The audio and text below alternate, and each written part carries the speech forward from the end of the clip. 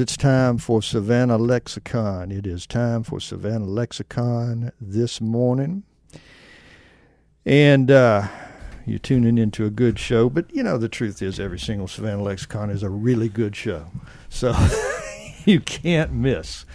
For those of you who may be tuning in the first time, Savannah Lexicon, I will just let you know, is designed to inform the listener about important social, political, and cultural issues that shape Savannah, as well as about opportunities to experience things in and around this beautiful city that might bring an added measure of grace and joy to your life. So I bring in folks from the political machinery and folks from social service organizations, cultural organizations, and all sorts of good people who can tell us what's going on in Savannah, inform us about all kinds of things and opportunities in Savannah and all the interesting stuff. Need to take care of a little housekeeping stuff here. First off, I want you to know that the viewpoints expressed in the following program are not necessarily those of WRUU, its license holder, or its staff. And I do want you to be absolutely certain that you understand that you're listening to WRUU-LP, Savannah, Georgia, 107.5 FM, WRUU.org. We are Savannah Soundings Community Radio with Global Soul.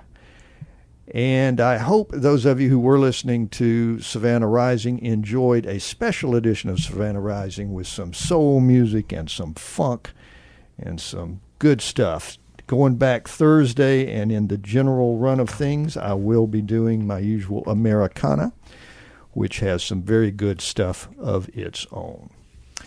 Let's see now.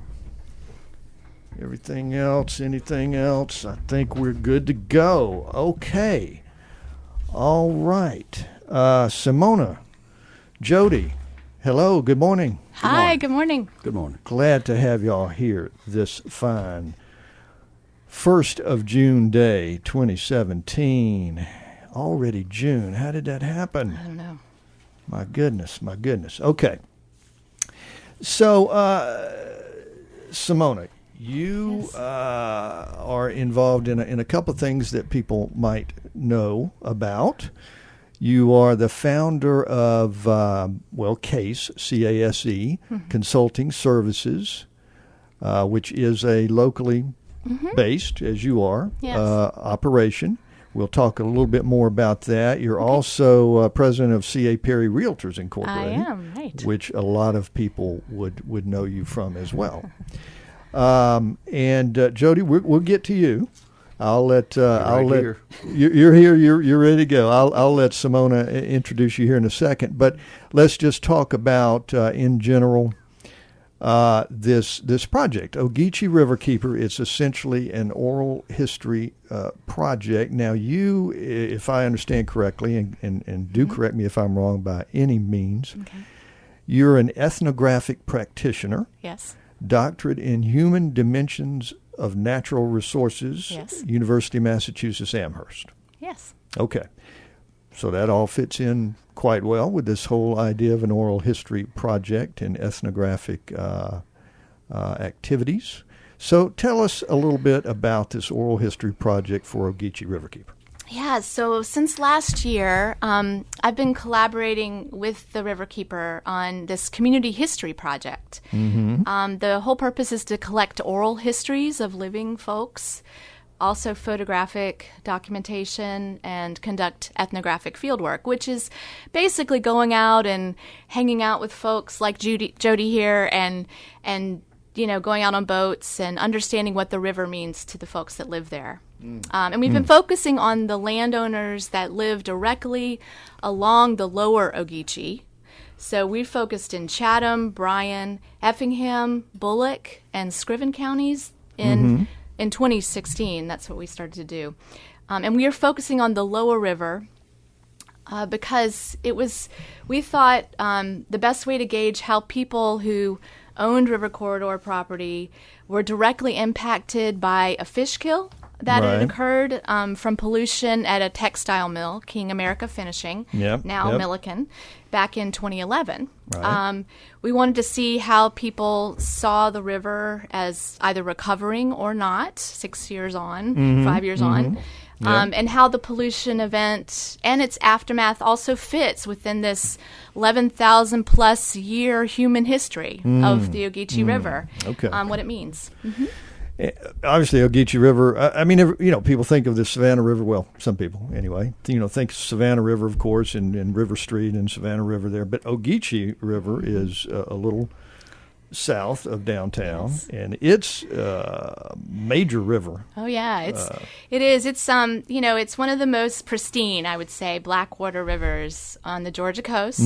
And it's black water because of all the tannins, and it's really a swamp river. That's one of the things we've found is that's really a lot of how people identify with the place. They don't Right. necessarily call themselves river rats; they call themselves swamp rats. Swamp rats. Not everyone, but that is something people have told us. All right, now Jody. Yes. Jody may be a swamp rat. I don't know. Do you call? Sure enough. Show enough. Okay, that sounds kind of swamp ratty. All right. Well, tell us. Yeah, so Jody's one of the folks who's been involved in our project and is involved with Ogeechee Riverkeeper overall. Jody lives literally on the river. I would say 100 yards from your Wow. door is the river. Wow. And he has an amazing place that has amazing access to a part of the river that is actually really important historically in living memory. Okay. How is that? I'll let Jody explain Jody, the how is place. that? And Important historically. well, I would think so. One of the In- big things that's happened along the river that we hear about in stories that people remember is the Meldrum train disaster. Right. Okay. So he's okay. pretty much right upriver from that. That's not the only really important thing about where he lives, but that's for the historical point of view an important piece. Okay. So. Well, Jody, how you doing? Just fine. Good. Well, I had to leave the swamp to come here this morning, enjoying it. Well, and you got here plenty early, and I'm glad. That's good. And so tell us a little bit about your place and about your relationship and your family's relationship with the river. I've lived on the river for 20 years. This summer will be 20 years. And, Okay. just never taken it for granted. As I told Simona this morning, I woke up to a screech owl before the sun rose, and I saw an otter out in Really? the backyard. And every day is different, and new, and exciting, except for the holidays when traffic is on the rivers busier than normal. But I've lived there and never taken it for granted. And when the fish kill came along, you really start to pay attention to politics and surroundings and the Right. fact that it could have been preventable. Right. And fortunately, with the weather patterns, we've had a couple of floods, which has dramatically diminished the chemicals that were released into the river.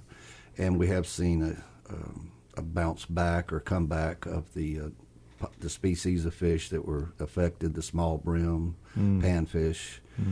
But you take it seriously when it's in your backyard. Sure. And that's why I became involved with, hopefully actively involved with the Ogeechee Riverkeeper. And if nothing else, my angle was to perhaps get into the classroom with the younger kids. I good. taught middle school for 10 years, so I feel comfortable being in the classroom. And if I can get to the next generation of Excellent. appreciating the quality of the river and the maintenance of it, and the as we say at the beach, leave only a footprint, but on the river, just leave a wake, and not much of one of those if possible. There you go. That sounds good. All right. First off, where are you from originally? In Effingham County. In Effingham County, so not Yes. that far. And you're really, really close to the river, so any flooding scenario is Well, at potentially last- serious for you. In February, I was literally living in the river because it was under Wow. the house. I have a river cabin 8 foot off the ground. Okay, so 8 foot up. I'm used to it and anticipate it coming up at any time because when Yeah. it does It gives the fish a chance to grow and recover, and especially if milliken is not being monitored and they're just continuing to release toxic chemicals into the river, which I have a well. I live there full time. It's not a vacation spot, so you start to take it personally. Yeah, I bet. Well, several things come to mind as you're talking here. Number one, I have tremendous respect for teachers, so good on you for doing that for so many years. And middle school? Oh, my goodness. You get like double thumbs up for middle school because that can be a difficult age child to deal with. So being a police officer at the same time, they knew who I was. Oh, okay. So you were a police officer too? Correct. Okay. Well, all right. You probably. So I had the upper hand there as long as we. You probably had a little. Fun. Yeah, you had a little. You had a little easier going probably than some folks. But if did. I might mention, I'm here today instead of work at Eden Hometown Hardware. Just wanted to throw that in. Okay. The owners gave me a chance to come in, and then I'll go back to work later. All right. Well, we appreciate the owners for doing that and letting you come in and talking about this. Also, just in listening to you talk, I mean, it does bring home, as you mentioned, the fact that, unfortunately, and I mean no disrespect to you, because you are getting involved in this now and you're thinking about it and aware of it and working on it. But it's usually that way with so many people that unless and until it affects you directly and personally, you might not necessarily think about it much. You might not necessarily get involved in any activities, and you're talking about going into the schools and that sort of thing, which is commendable to be doing that. And that's what it is. But hopefully listeners out there will understand and think about the fact that whether any given thing is affecting you personally or not, environmental concerns, water quality, air quality, and all sorts of other very, very good. I mean, there's so many commendable, good work that's going on in all sorts of arenas, and any and all of them can use your input and your help, and at least being aware of some of the problems, some of the issues, and that kind of thing. And hey, I'm not saying this as if I am an exemplar of doing that myself, but I try to think about it and try to be involved to some extent, and we all can at least keep that in mind. Okay, Simona, so tell us how this project is sort of unfolding and what you're doing. You're getting people like Jody to sit down with you essentially and tell their story. Right, and exactly what you just said. One of the things that happens when people tell their story, or when a terrible event happens, like the fish kill, where it threatens what people might take for granted sometimes, right. Is that they start to realize, in themselves, it's kind of the power of, storytelling. They realize in themselves what it is that's important to them by sitting down and telling their stories to us. Exactly. You think out loud. And, exactly. And that's what drew me to doing this type of work in general. I was actually trained as an environmental scientist and wildlife biologist, and I got back into it with the human side because I felt like we couldn't really access how people value and understand and create policies around environmental protection unless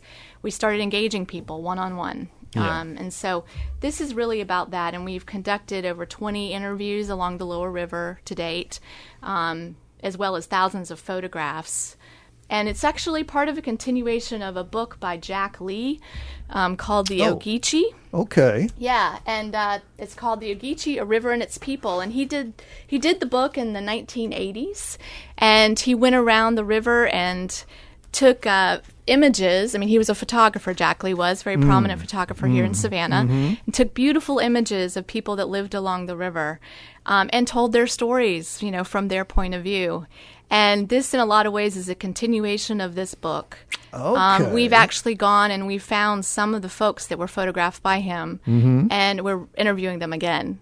Oh, excellent. In later years. See, I didn't know that. Yes. I didn't know about this connection. Yes, That's excellent. And so that's a really important part of the work we're doing in the continuity of the kind of the narrative record of this place and the visual record of it.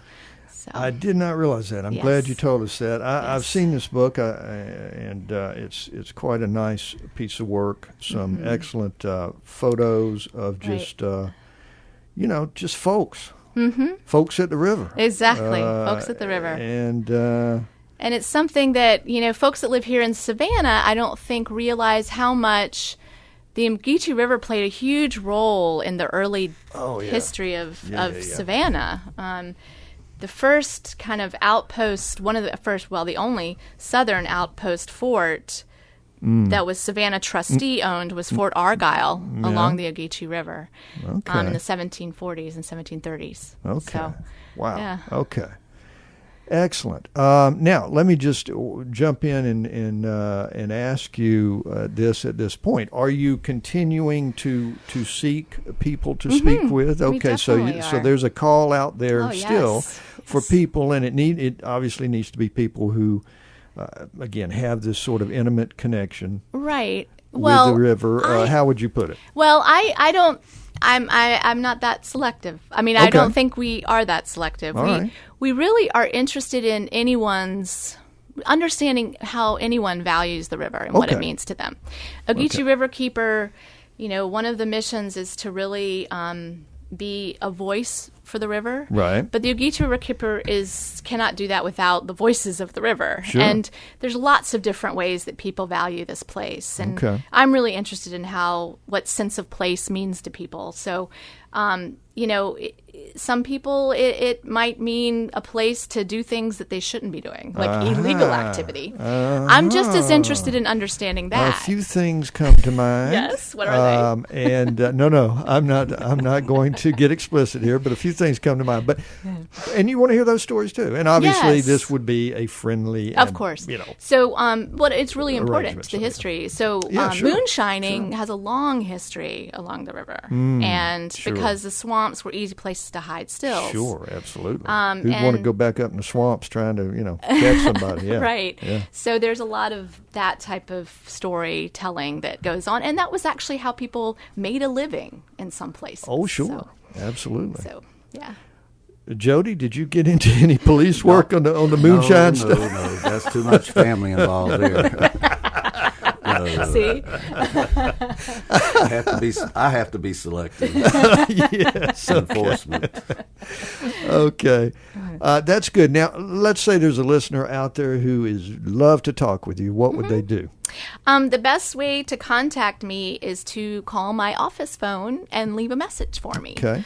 And let me know that you're interested in participating in the Ogeechee Oral History project. Okay. And that number is 912-289-1158. Okay. The other thing is you could just call Ogeechee Riverkeeper. Sure. Sure. I don't have their number off the top of my head, Yeah, but okay. But that's get in contact with them by Facebook or You go online. That's online. very- Okay. that's yeah. the best way. They've got their own website, of course, Yes. and there is information there. And in fact, probably the one that takes you right there is OgeecheeRiverkeeper.org Yes. /tag/oral-history. That's it. Now you can go to the website and look around and find it. Yeah. In any case, but Right. that's the straight to the point. We also have a Facebook website. page just Facebook for the page. Oral History Project. Okay. It's All the right. Ogeechee Oral History Project. You look that up on Facebook and that'll come up. Okay. So All right. because we're aiming to do events where we actually have storytelling booths set up. Yeah, and you've done that. I think We I've have. seen you've done that a time or two. We were supposed to do it at the Richmond Hill Seafood Festival, but it was canceled because of the hurricane. Oh. Okay. But we did do it in Bloomingdale. We didn't get any interviews. People were kind of shy about it. But we were all don't set be up to do shy. it. But we were able to talk with people about the project and get some stories and get some names of folks who wanted to be interviewed later on. Okay, good. And so no event set up right now. Not right now, Okay, no. but there's you guys will get something going, and let me know when you do, I because will. I will certainly throw the We word will. out there, because this is a nice project, really good thing to be doing. Yeah, so I mean, because there are a lot of people, obviously, a lot of people who have some relationship to this river one way or another, and would want to be talking about it. And don't be shy, y'all. Come on. Think about those individuals who purchased a copy of the book, the Ogeechee, who has it at home and who appreciates it. I know that I attempted to purchase some copies to give to family members, and it had sold out, and they had to reprint. But there's a lot of people in the local area that have it's considered, I guess, a coffee table book. Sure, but, absolutely. There are a lot of people around that have it and appreciate it, and So, are you saying it's out of print, that you can't get it it's now? back or- in print. It is but back for in a print. period of Okay. time that All when right. it first came out, it was sold because everybody wanted a copy. Okay. And, Well, those people who bought that book, you would think they're probably people who obviously have a very appreciate the river. strong interest in the river and appreciate it. So if any of you such folks are listening out there, by all means, get in touch with Simona and let your own voice be heard regarding that. And you know what? Again, and again, correct me if I'm wrong, Simona. But look, if don't be thinking, oh, what I would have to say about it is not important. Don't think that way, right? I mean, Yes, whatever. exactly. If you're of a mind that you have this river is important in your life in some way or of great interest, whatever you got to say, We want to hear it. Yeah. there. Exactly. So You don't should have be, been there at the public meeting when the fish kill was first discovered, and the public meetings were offered for people to voice their opinions, and you should have seen the overflow crowds. they were packed. The tensions, Really? Packed. I'm glad to hear that. take it personally, both either own property or have access to the river and how it affected them, and to personally see all the fish that were dead at my boat ramp. Right. Yeah. And this is my own personal opinion, no one else's, no other organization, but around here I considered the EPA a four-letter word. And it seems that the Ogeechee Riverkeeper organization was created because there was a government agency that was not doing their job. This is my personal opinion. And so let's back up on this a little bit, because we want to be clear about this. And whatever you mean is fine, but I just want to make sure. You're not necessarily saying it sounds like to me you're not necessarily saying that the EPA is a worthless organization that shouldn't be in existence, or are you? You're saying that at that time they certainly weren't doing their job around here. They were created for a specific purpose, Yeah. and they failed to follow through, as can be documented with the permits that were lapsed, that Milliken or King America were left to monitor themselves, and as a result, we had a 38,000 plus fish, and that was the largest in even Savannah River, largest fish kill in the state. Yeah. And it was due to a number of factors, drought conditions, but basically they were operating without a valid permit, and the EPA was not following up and monitoring them as they Right. were supposed to. Right. And that's why we're here today talking about it. Well, I can understand that perspective. Having said that, for myself personally, because the EPA is being gutted as we speak. Well, I think that and- Jody's speaking about the state EPA. Oh, the state. Okay, Right. the state EPA. Right, right. Well, in any EPD, yeah, Environmental Protection I was Division. gonna say, yeah. Right. Right, locally. Yes. Whoever's State responsible. level. Yes. Okay. Yes. Again, still though, I mean, Yes. my thought would be that they may have failed miserably, and I don't know the ins and outs of that, and I'll certainly take your word for it. It sounds like they certainly did. But I certainly hope we're going to have somebody supposedly at least attempting to overlook things. You know, I don't. Right. You know what I'm saying? Right. Whether it's state and federal, somebody doing something is better than nothing. Because if we truly just leave it completely wide open to the corporate interest, in my opinion, Lord knows they're not going to be concerned about it very Right, much. right. And I agree with you. And I believe that one of the roles of folks like Jody and Ogeechee Riverkeeper itself is to make sure that we not only have that higher level of oversight, but to make sure that we here on the ground have an organized enough system where we can go out and make sure that oversight is being done. So, you know, there's a lot of layers there. And I want to make sure that people don't think, and I've seen in other river systems, I've worked in other places on rivers and in Pennsylvania and Massachusetts. And when terrible things happen, people get pissed off at the government for not doing what they're supposed to do. The way that things change is that folks start to realize that they have it within their power to also be monitoring. Right. And so the water quality monitoring, the volunteer, which I encourage anyone out there to do, to volunteer with Ogeechee Riverkeeper to monitor water. Sure. All of that is important, and organizing people on a consistent level to be out there looking. Absolutely. Yeah. Absolutely. Because we have to goose people along. Yeah. You know, you just have and to. not just say it's up to the government. Right. And understand, as Jody, you have that the government is supposedly working for us. Exactly. Okay. So, you know, if they're not doing their job, you know, we need to goose them. We're hearing voices right now concerning the possible discharge in Ebenezer Creek. The turpentine. And it's just made the local news, and citizens are upset.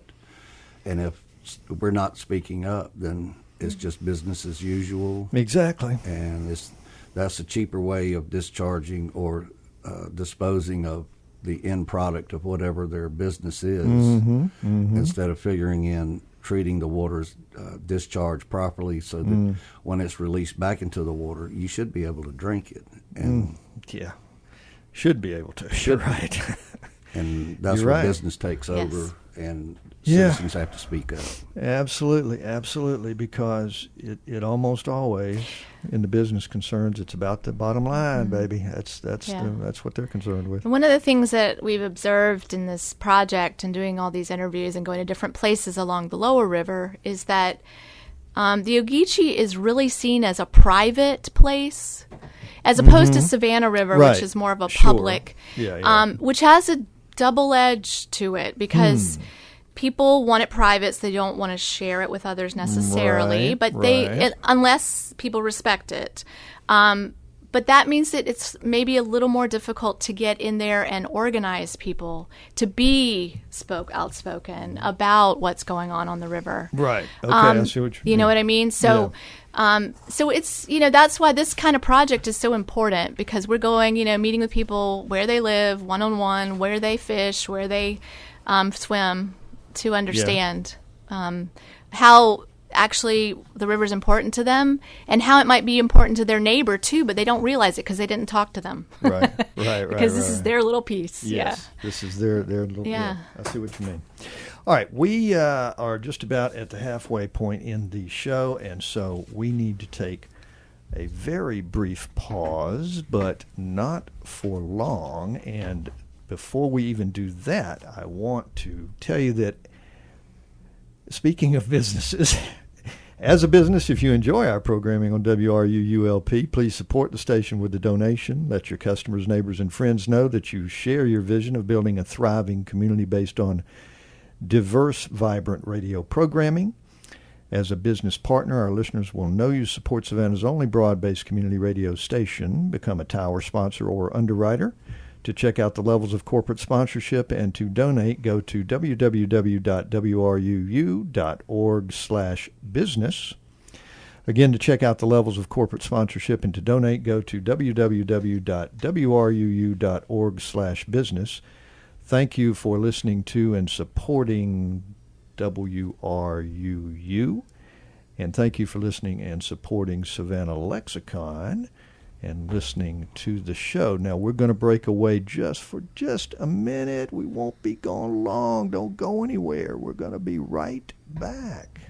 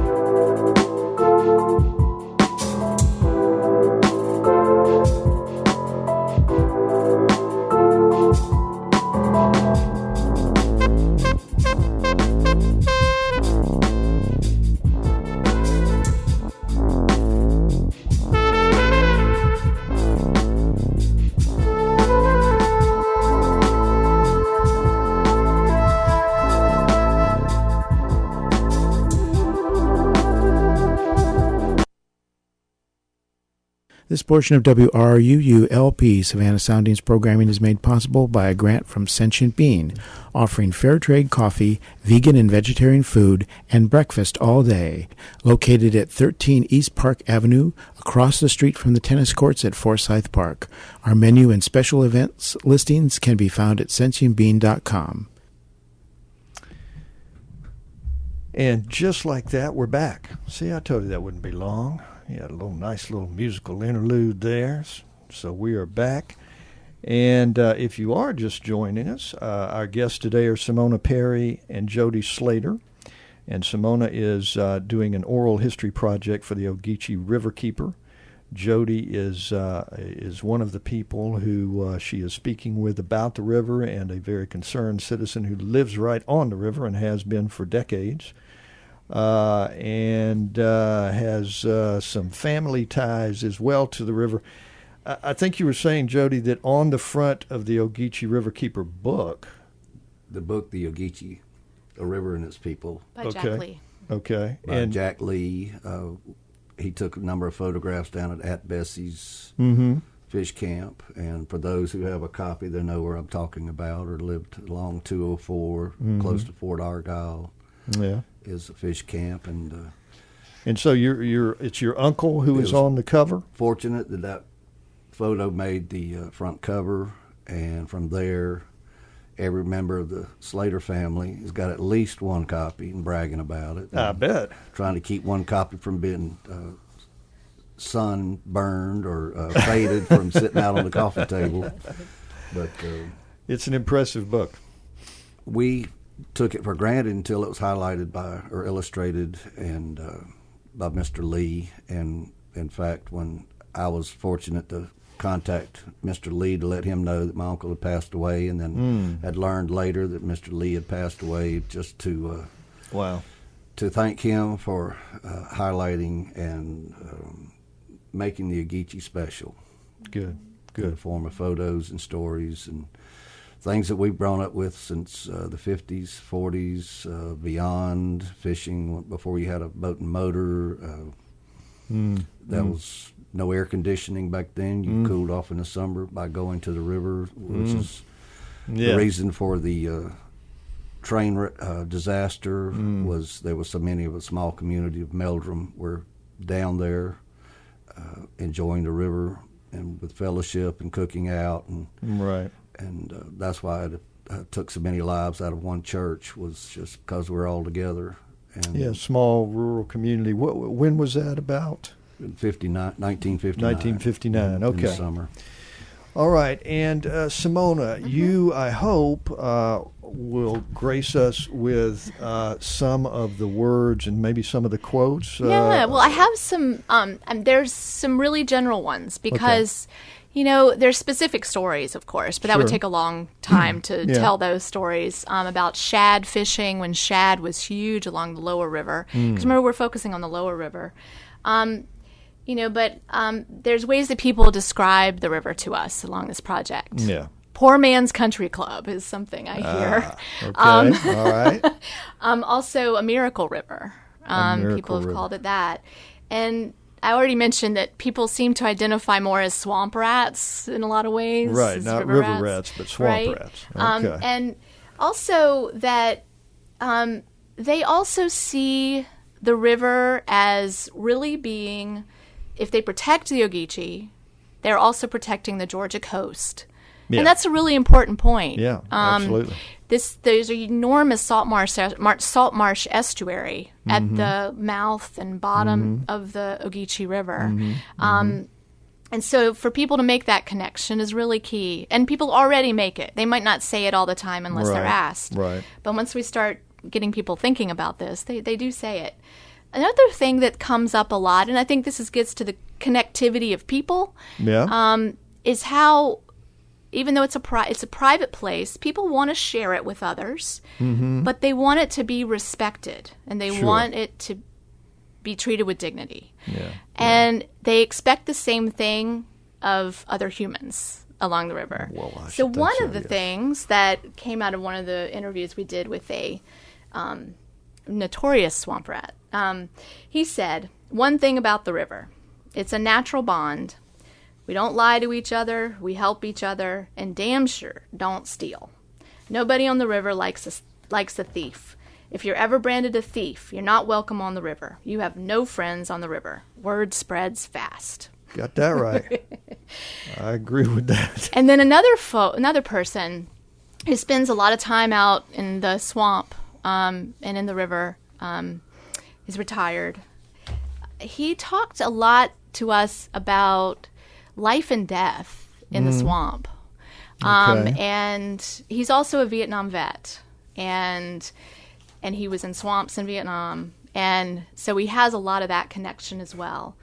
All right. And one of his quotes, not necessarily about the river, but about just life and what it means and death, I thought was striking to us. Death is a part of life. It's like eating breakfast in the morning or going to bed at night. Dying is something you have to do. You can't get around it. It's part of the cycle.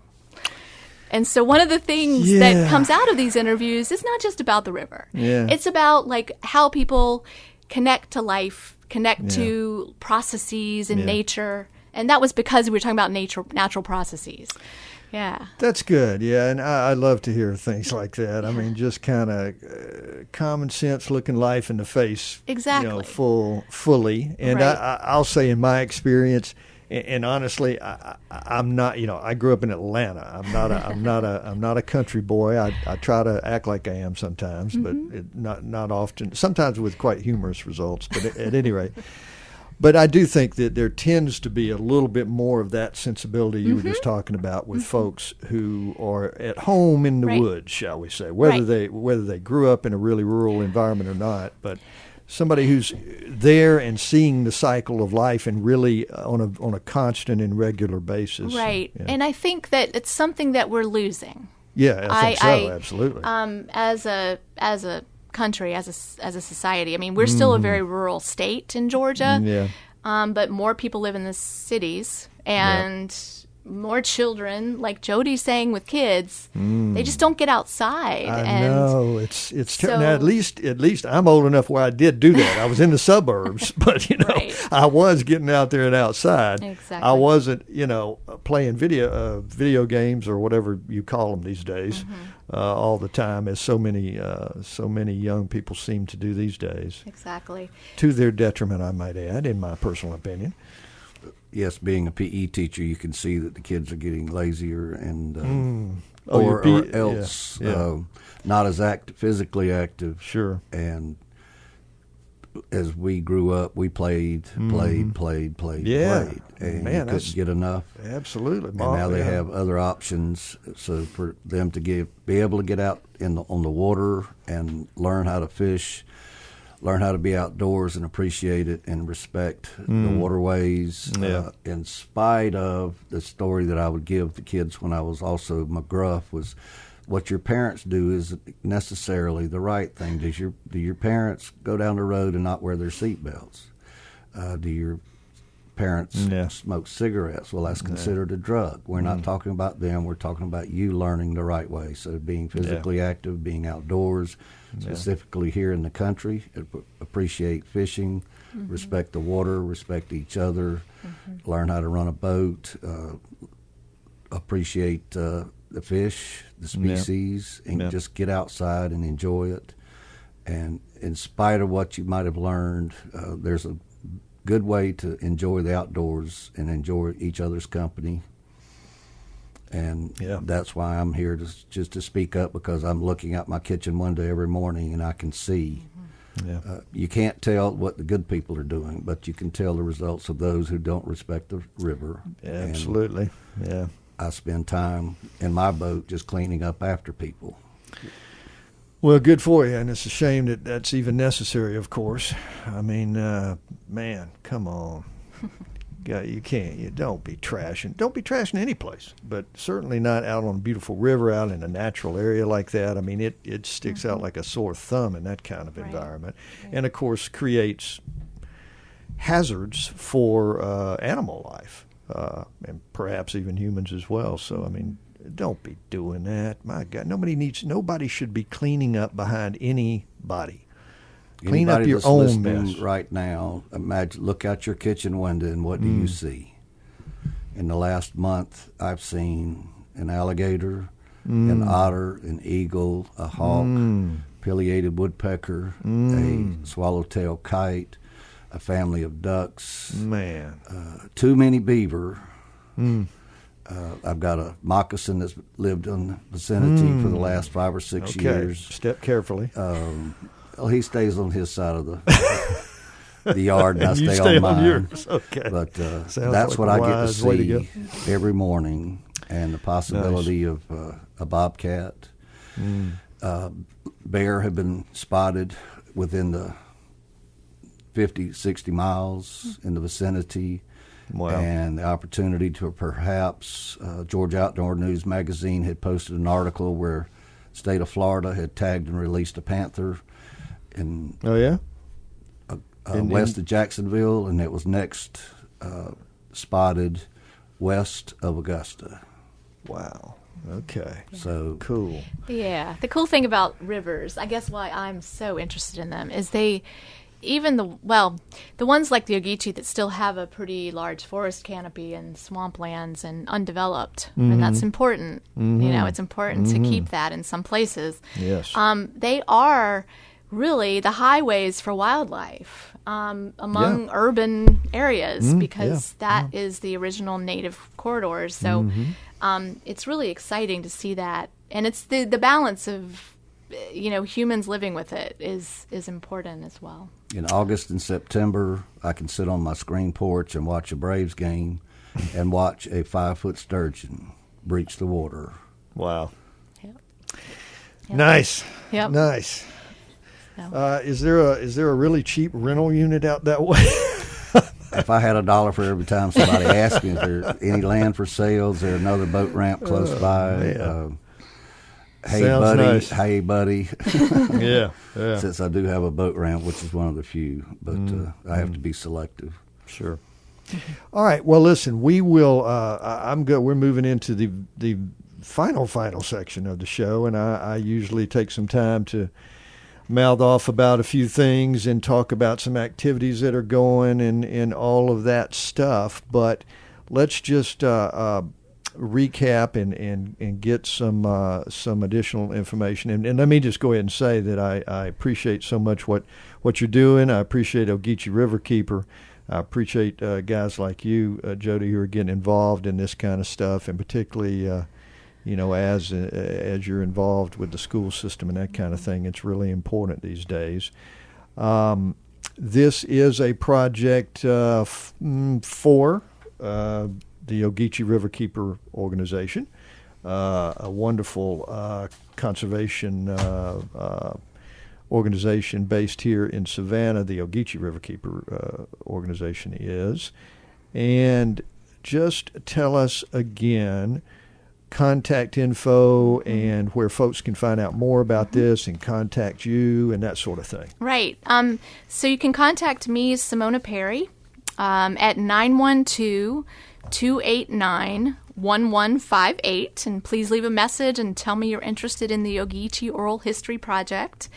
I didn't mention it before, but one of the outcomes of this project is we have started a digital special collection at Georgia Southern. Oh, that's right. I meant to bring that up myself. I'm glad you did. Yes, and so the Ogeechee River collection is being started at the Zach S. Henderson Library at Georgia Southern University. Mm-hmm. So you should go and check their special collections, and everything will be available. It's the audios of the interviews we've done, transcripts that have been completed, photographs, and some historical documentation. It's going to be added to over time. Okay, so it's an ongoing archive collection. Right, and we're excellent. also collecting boats and artifacts with the Georgia Southern University Museum. Nice. So we actually have artifacts in the museum that we're going to probably do an exhibit in the near future, I hope. But this online collection, and it'll also be available from the Ogeechee Riverkeeper website, the online digital collection. So, Okay, excellent. but yes, please be in touch. We would love to hear your stories and get you involved in more of what Ogeechee Riverkeeper is doing, and also just learn more about what your neighbors are doing with the river. Yeah, So. yeah. Yes. I And thank you for having me. Oh, my pleasure. Thank you enjoyed so much, both of you, for coming on Thank you. today.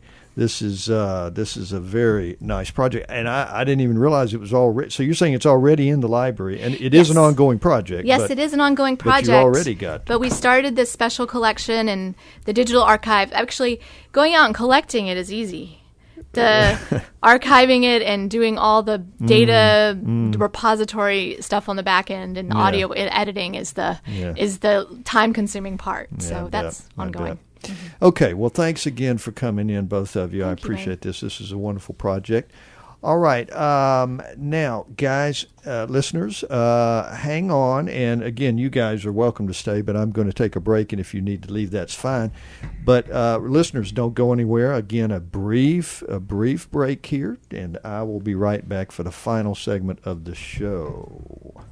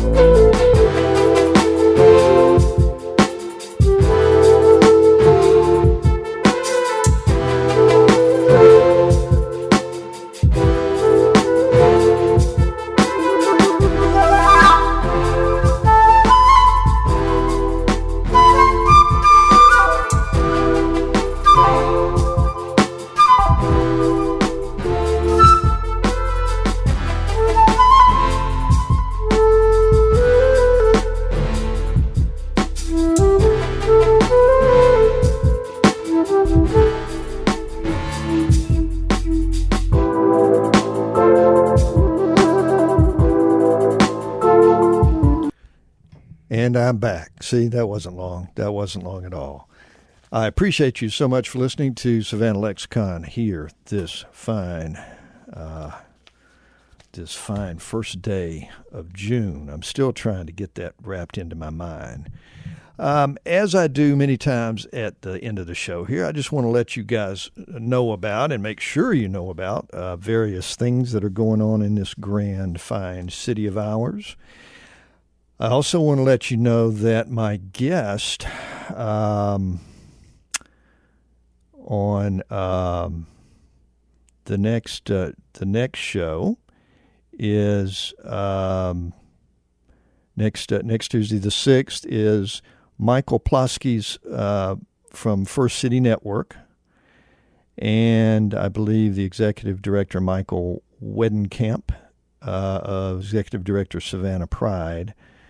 And we're going to talk about the new LGBT community center that is being established in Savannah, and also, I guess, take note that you know how every kind of thing in the world has its month, and apparently I did not know this until looking into this show, but apparently June is the LGBT month, so we'll take note of that fact. And also the new LGBT Community Center and other issues that they may want to address of special interest to that community. Okay, there's that.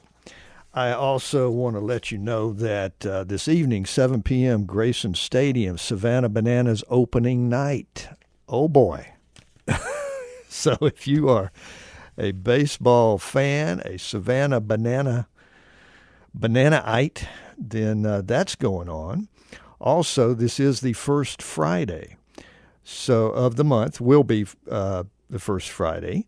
And so we have got First Friday in Starland. And, of course, they do a monthly art walk featuring galleries, restaurants, and boutiques in the Starland district.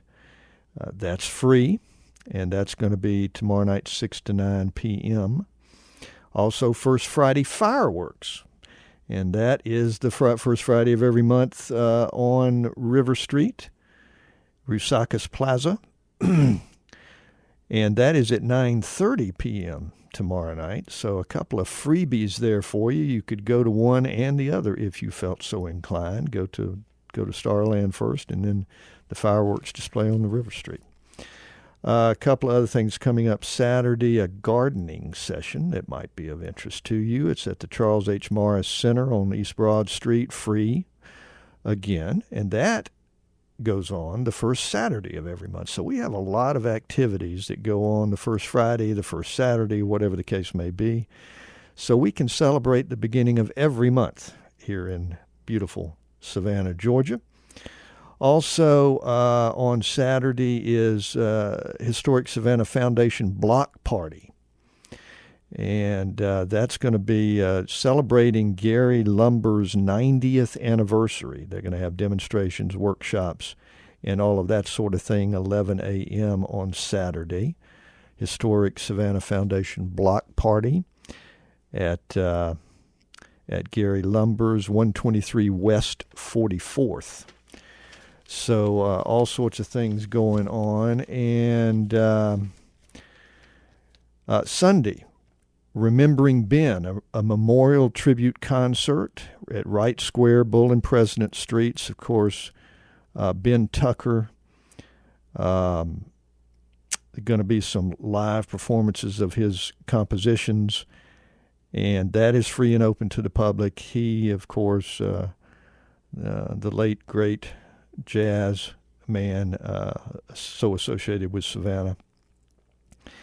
That's at 3 p.m. Wright Square on Sunday, Remembering Ben, a memorial tribute concert. Also on Sunday, actually starting at noon, is the Savannah Food Truck Festival. That's in Daffin Park. That is another thing going on. And Savannah Songwriters Series on Sunday is 7 p.m. at the Sentient Being, 13 East Park Avenue.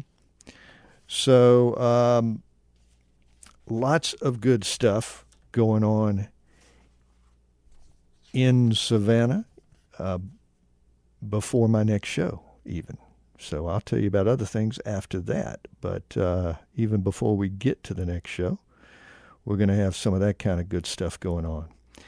Also, just to remind you, there are all sorts of volunteer activities in the city, lots of good social service organizations and whatnot that are always looking for volunteers. And I'll tell you what, you will be not only doing good, but you will be feeling good if you do find some time to do a little volunteering.